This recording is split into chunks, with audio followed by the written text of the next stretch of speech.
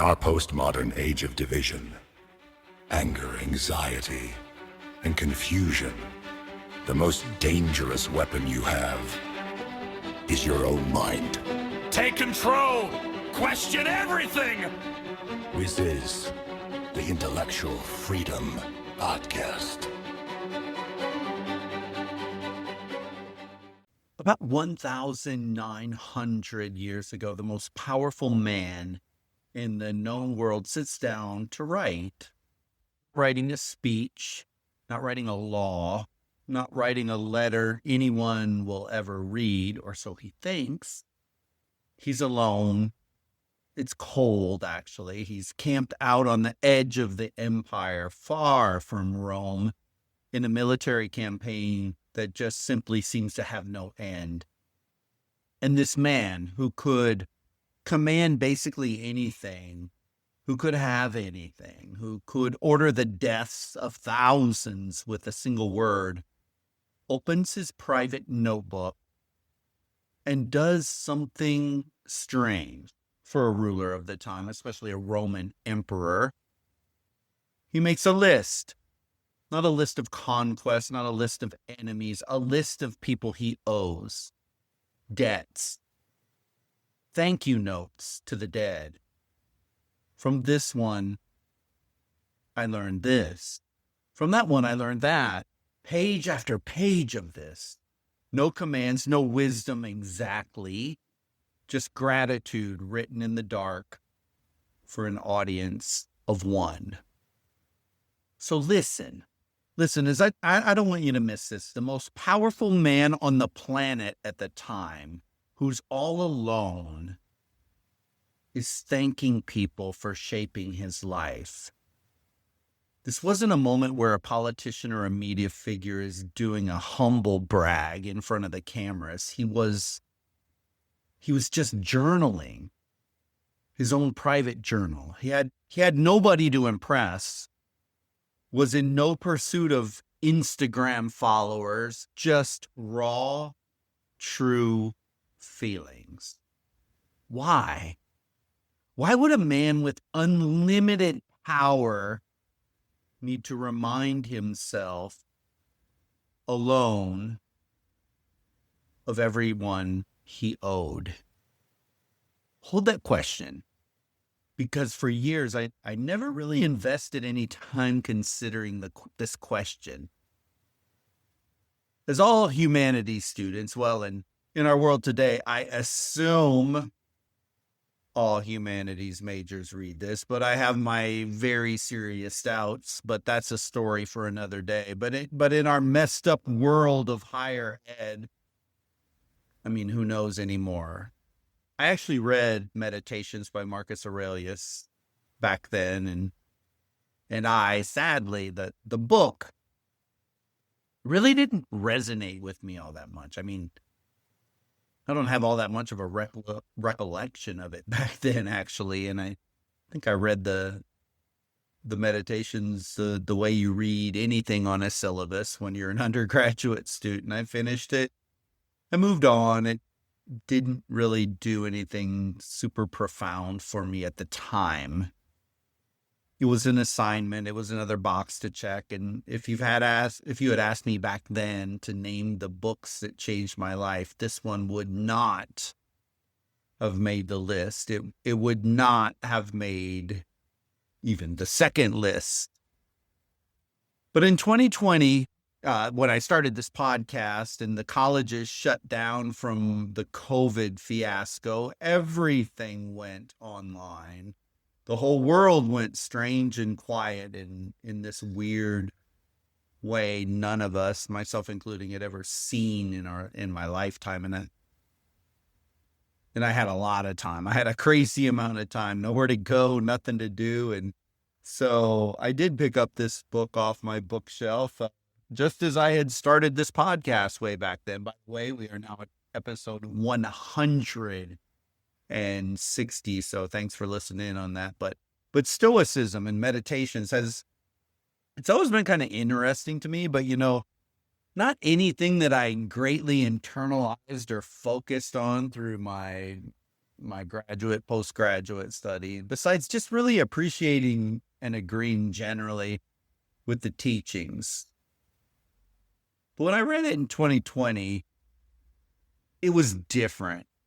I had a different perspective of things, and it was the same book. It was the same words, the same translation even. I just grabbed my old one off the shelf.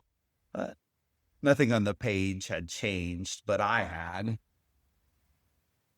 The world had done the changing, really, for me back then, as all of you can remember back then. And suddenly, this dead emperor's private notebook meant more in a way that I hadn't seen before. And I read it deeply for the first time. I lingered on each chapter more than I ever had. Now, here's the thing. A lot of people had time in 2020. Most of them learned how to make sourdough bread or started day trading, COVID relief funds. I don't know. I picked up meditations, and what I found in him was this, that here's this man who ruled through absolute chaos. He had a war on the northern frontier, a plague tearing through his empire, killing people by the millions. Betrayals, which is so common if you historian of the Roman Empire. Betrayal from men he trusted, and in the middle of it, he focuses on trying to govern the one thing he actually can, his own mind. And that's the tool that resonated and hit me differently. I realized something: the external world can and will throw anything you it wants. I am certain that through your life you have been thrown many curveballs.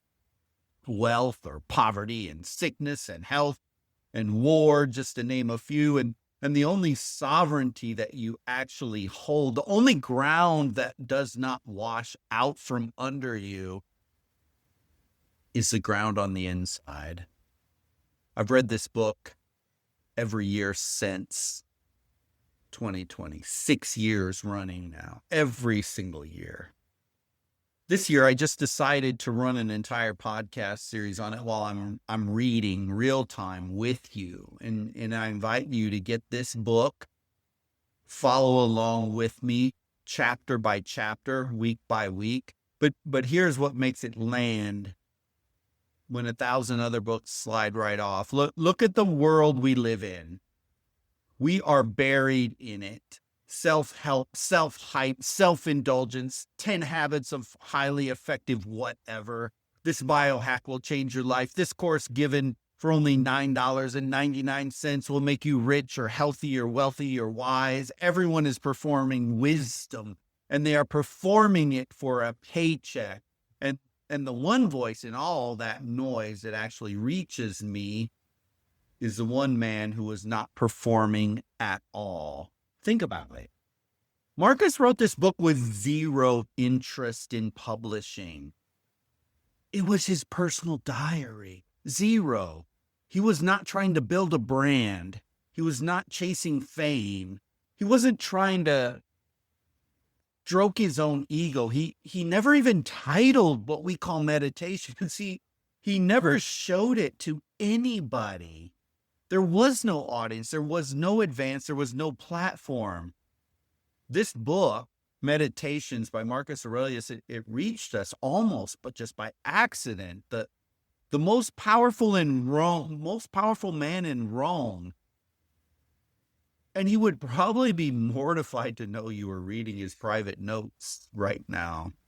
Because here's the thing, Marcus never even called it Meditations. He never called it anything. The work came down to us with no title because he never meant it to be a work or a book to be shared at all. The Greek phrase that sits at the head of the manuscript means the things to himself, or more naturally, just to himself. Some render it writings addressed to himself or notes to himself. That's the closest thing to the original title in Greek. And notice it isn't really a title at all. It's a description. It's someone in a library centuries later trying to label a document that was never labeled. And the only honest thing that you could write on the spine was essentially, hey, this guy was talking to himself. So where does meditations come from? It's actually the name in English convention, and a much later one. The word traces back to the Latin word meditatio, from meditare, meaning to think something over, to rehearse or to practice. This is where it gets interesting for you, because in the philosophical world, meditatio was a technical term. It didn't mean sitting cross-legged, emptying your mind the way meditation lands to us in our modern era. We often think of meditation in the Eastern traditions. But meditation in this context, it's a spiritual exercise. It's a drill. It's a deliberate rehearsal of a principle until it becomes reflex. The Greek equivalent the Stoics actually used was melete, which likewise means practice or training. The same word you'd use for an athlete's discipline or basic training in the military. So the accidental title turns out to be more accurate than the literal one. To himself tells you who the audience was. Meditations tells you what the activity was. And the activity was not gentle, empty-minded contemplation. It was a ruler, a man drilling himself over and over the way a soldier drills a movement so it holds up, so his mind can hold up under fire. One more piece of context worth having as we get started with this new series is the reason it survived at all is nearly luck. It circulated in a very thin manuscript tradition and didn't hit print until the year 1559, when a scholar named Wilhelm Xylander published the first edition in Zurich, Switzerland, working from a manuscript that has since been lost. That's roughly 1,400 years between the writing and the printing. The most intimate document of the ancient world almost didn't even reach us, which is a fact that lands hard when you remember he wrote it for exactly one reader, and that would be just himself. So, sorry to go off on a tangent there, but the history to this little book is fascinating. But really, the origins means a lot to me, and it's exactly from where the authority comes from, not from him claiming it, from the total absence of any attempt whatsoever to claim it. He's not selling you the outcome. There isn't an outcome to sell. He's just trying to be a little more decent tomorrow than he was today. And he's doing it on the page for himself. You talk about reality TV where you peer into the lives of people. Look at this book, you can't get even this is that in a perfect storm. So here's the line I keep coming back to. The market can't manufacture what Marcus lands. Because the moment you try to manufacture it, you've really destroyed it. The second he writes this for you instead of him, it stops being true. So you have to live vicariously through him and extract the meaning and how it impacts your life. That's the whole difference between wisdom literature and self-help. Self-help is selling you a result. Wisdom literature is not selling you anything. You are reading, in this case, a man's private ledger. And it is real precisely because nobody has ever supposed to see it whatsoever. So let's open up that ledger, because the very first entry tells you everything about the man. But let me not go too much further now.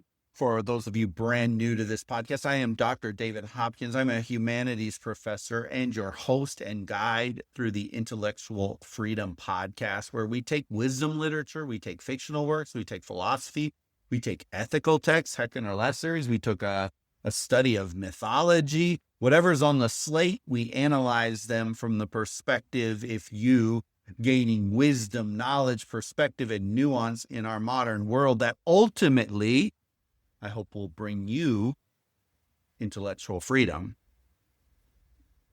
Join me, read with me, study with me, meditations. It can literally change your life, I promise. So Marcus Aurelius was the ruler of the Roman Empire, as I mentioned, roughly 1900 years ago. Understand what that means. He was the ruler of the Roman Empire.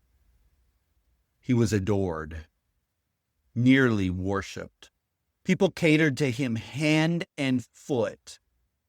Historians would later call him the last of the 5 good emperors, the high watermark of the whole Roman world. This is a man treated as something close to a god. And as he opens his most private document with humanity, deep, profound humility. There is not one line in the entire first book, or chapter 1, whatever you want to call it, where he praises himself. Not one. He does not extol his own brilliance, which he was. He does not list his achievements, which he had many, many. Instead, page after page, he credits everyone else for the man he has become. Now, let me draw a contrast, and I'm going to keep it general on purpose, because you already have the face in mind of a modern politician currently in the U.S. government. We know the type. The modern political ego that has to author everything, the name on every building, the credit for every win, running like a fool to be in front of the cameras to take credit, and then slathering the blame of failure on the quote-unquote other side, and running to the dark corners to hide when things go bad, or they do when their satanic, corrupt, unethical deals go bad. The leader who needs desperately to be seen as the source, the one who talks about his own brilliance constantly because the brilliance has to be announced or it does not feel real. Left or right, you can choose the picture of whatever politician you want to put in there. Marcus would be the exact anti-type. He insists he is the source of almost nothing. Everything good in him, he says, came from someone else. We get this in book 1, the entire chapter. And I will let you fill in your own example. The contrast of our modern politician. You don't need me to name a name. That's the point. Because real authority never advertises itself. It doesn't need to. The person who has to tell you they are the smartest or the richest one in the room is telling you they are afraid they are not. But here's where it gets interesting. I do not want us to stop at the greeting card version. Humility, good. Ego, bad. Yeah. We all get that. We've all heard that 1,000 times. Everybody knows that. That's a refrigerator magnet. Go deeper. This humility was not a public virtue to Marcus. Nobody was watching him. He didn't think this would ever get in public anywhere. He was not performing modesty for a crowd because there was no crowd. He didn't do it in front of the microphones. He was doing it alone in the dark for his own private use. He was writing it in his own personal journal. So ask the real question. What was the list protecting him from? Here's what I think. He was wise enough to know that in his position at the very, very top of society, the ego inflates almost by gravity. It's not a temptation you resist once. It's a pressure that is on you every hour of every single day. And naming his debts, writing them down one by one, is a way to solidify that in his brain, is how he says to himself quietly, do not let your head get too big. Know your limits. Stay vigilant. Now that is freaking wisdom. Unheard of in American politics today. But keep the word, hold the word I just mentioned, vigilant. Vigilant. Because vigilance implies an enemy that never stops coming. The ego does not get defeated once and stay defeated. The enemy doesn't get defeated once and stay defeated. It gets guarded against. You have to guard against it daily and forever. And here's why it had to be listed, not just the word humble, but an entire list. A reminder to stay humble is one line. He could have written 3 words and moved on. Instead, he writes an inventory, and an inventory does something a single line can never do. It's specific, it's evidence, and it's receipts. As Marcus says, from my grandfather, good character. From my mother, reverence. And a simple way of living. From this teacher, endurance. From that one, how to work with my own hands, on and on. 30-some entries. And by the time he's done, there's no room left to believe he is self-made. None. Because he's documented it, item by item. He's proven in his own handwriting, by his own accord, that he is not the author of himself. The list is not an exhortation to feel humble. It's an argument that humility is the only honest description of the facts. And here's the beautiful part. He is the witness. He is the one giving testimony. He cannot refute his own evidence. Now watch what this actually is. This is the discipline right here.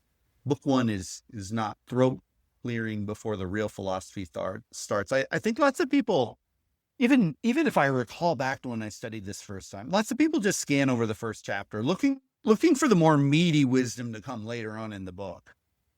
Book 1 is Marcus doing the work in real time on the page. He's not describing a technique. He's not giving advice. He's executing one. The discipline carried into daily life is not some heroic grand gesture. It's this: a man sits down, and before he will let himself write a single word about how to live, he makes himself count what he was given. So powerful.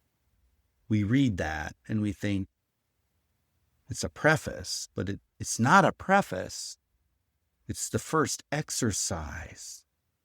But here's the sharpest part, the part where this whole thing earns its weight. The debts, they are not all warm. Read closely when you read that first chapter. He thanks people for teaching him to endure pain, to tolerate being contradicted, to put up with difficult, exhausting people, to keep his mouth shut and not take sides. He's thanking the friction. He's crediting the things that hurt him bad. Think about your own life for a second. The easiest lessons, the ones that go down smooth, they come from people you trust. Family, friends, good mentors. There's no real struggle sometimes in that. It arrives with a bow tie around it. You just open it. It's nice and peaceful, fun. But the lessons that hold the greatest value, the ones that actually change you, those come through pain. Those come through pain. Those come through betrayal, through hardship. Because those you have to overcome, those that demand the perseverance just to learn it all. Nobody hands you those with a bow tie on them. You earn them through bleeding. And Marcus puts on the same page his mother's love and the difficult teacher, side by side, no hierarchy, the gift and the wound, credited in the same breath. Notice that when you read that first chapter. Now, anybody can say hardships make you stronger. Again, that's almost another magnet for your refrigerator. That's cheap. What Marcus does is harder. He names it. Specific person, specific difficulty, specific thing it gave him. He forces the pain back into particulars because abstract pain is easy to be falsely noble. It's easy to say suffering shaped me. It's hard to write down exactly what that suffering was and exactly what it taught and refuse to dress it up. That's the difference between the undisciplined mind and the disciplined one. The undisciplined mind tells itself a flattering story about its scars. The disciplined mind does the ledger, the exact hardship, the gift given or received from it. No bow tie, no drama, just the entry. That is vigilance. Again. And this is where book one stops being an old man's memory and becomes the answer to a question we asked 2 episodes ago, back in the series A Hero with 1,000 Faces. And if you missed that and you're just tuning in for the first time, I encourage you to go back. We did a 4-part series on The Hero with 1,000 Faces by Joseph Campbell. But if you were with me for Campbell in that series, you remember where we landed. Suffering puts you at a fork in a road. It creates a crossing.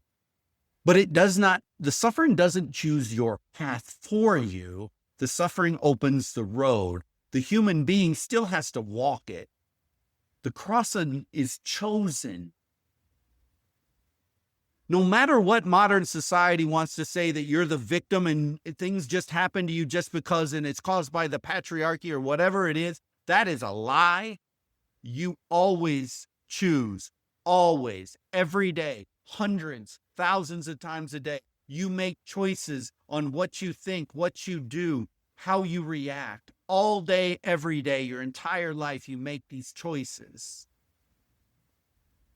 And when you look at book one through that lens, Marcus is a man standing at the far side of the fork. He's looking back and he's crediting the pain that he went through as a teacher after the fact, on purpose.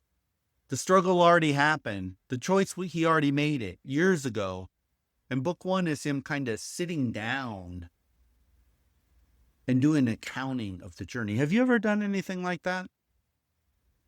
Look back on your life, those pivot moments when you were at a crossroads and you made choices. What choice did you make? This is what Marcus is doing in Meditations in book one. Campbell told us that the wounds open the road. Marcus shows us what it looks like years down the road to sit down and think that wound by name. And here's what I want you to take with you today. You do not need an empire to do this. You don't need a throne or a frontier or even a plague to impact you. You need a page, and you need the honesty to count what you were actually given. All of it, the gifts and the friction, the people who loved you and the people who cost you something. Have you ever sat down and done an accounting of who you are as a person? Not your job, the number of kids you have, the money in your bank account, but who you are as a human being. Can you do it? What would you say about you to just you, not to anybody else, but just to you, not on your Instagram or your Facebook? What would you say to you when you are the only one listening to yourself? That is not easy. In fact, it's crazy difficult. And well, if we're honest, sort of embarrassing. But But Marcus Aurelius does it unflinchingly. And now that is someone who has their mind together. That's where the discipline starts, not with a grand principle, not with a rule about the universe, with a ledger. So that is the kicker and the kickoff. Out of every single book I've ever laid out lately, this one by far is the easiest, the shortest, and the most succinct one to read and follow along. No excuses, no excuses. Read this book. So here in this book, we have counted the debts in book 1. We got to hear the inner life of Marcus Aurelius, and that's book 1. Next time, Marcus stops looking back at what shaped him and turns to face the things right in front of him. What he does first thing in the morning when the day itself is the enemy. But that's for next time. I'm glad you are along with me for this, and I so look forward to reading and studying this book with you.